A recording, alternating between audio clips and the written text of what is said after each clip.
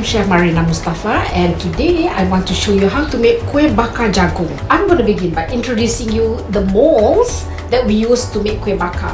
This is the authentic, original and the best mold to use to make Kuih Bakar, which is what we call pecah lapan. And the reason why we call it pecah lapan is because it's divided into 8 little flower petals. But even if you don't have this, don't worry, you can still use molds, any normal molds at all. So to start cooking, I'm going to actually put the mold in the oven. I have greased this with some oil and I'm going to chuck it in the oven first to preheat the mold.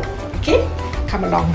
Okay, now that the mold is heating at 180 degrees Celsius temperature, we're going to start cooking the Kuih Bakar. Alright, I'm going to start off with 2 eggs. 1, 2. And then we're going to whisk them. I'm going to put in 1 cup of sugar and then 2 cups of coconut milk.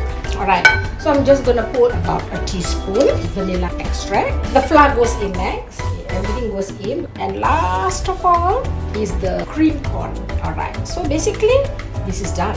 I'm going to pour it in a little jar. Okay, and then we're going to walk to the oven with our Kuih Bakar batter.